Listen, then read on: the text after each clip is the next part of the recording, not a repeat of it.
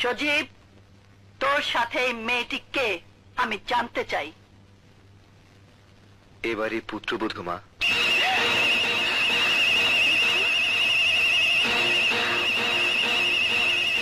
পুত্রবধূ এই বাড়ির? সজীব, আমি আবারও জিজ্ঞেস করছি, বল কে এই মেয়ে?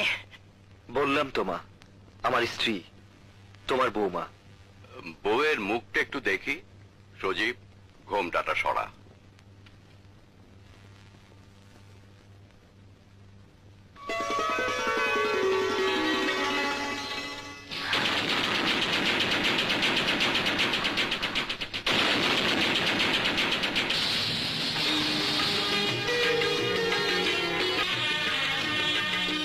মাশাআল্লাহ, কি সুন্দর, যেন পূর্ণিমার চাঁদ।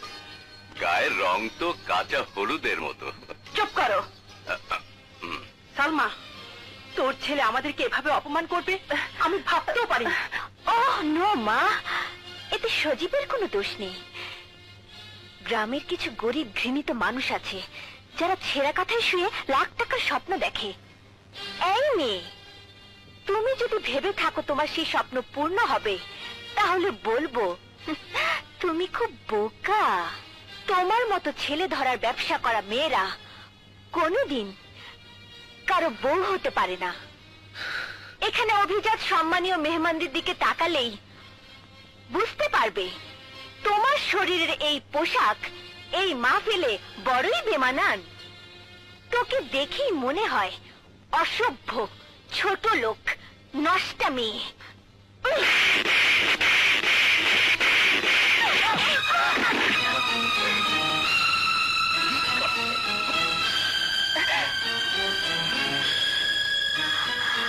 তোমার এত বড় সাহস, তুমি আমার মেয়েকে মারলে? যে মেয়ে আরেকটা মেয়ের সম্পর্কে ভালো করে না জেনে নষ্টা মেয়ে বলতে পারে, তাকে মারার জন্য কোনো সাহসের দরকার হয় না। কি এত বড় কথা? সজীব, তুমি এসব দেখো চুপ করে আছো? শুধু দেখে নয়, শুনেও চুপ করে আছি। কারণ যেসব কথা আপনার মেয়ে উচ্চারণ করেছে তার জবাব এর চেয়ে সুন্দর হতে পারে না।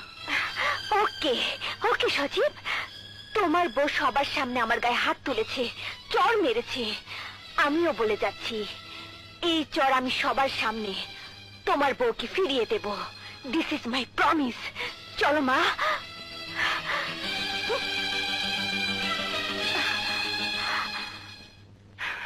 এই মেয়ে, এক ছোট লোকের বাচ্চা।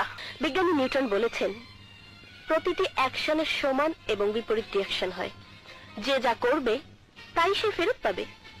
Actually, I will respect you and you must respect me. ও, সজীব তাহলে আগে থেকেই তোমাকে সব শিখিয়ে পড়িয়ে ট্রেনিং দিয়ে নিয়ে এসেছে?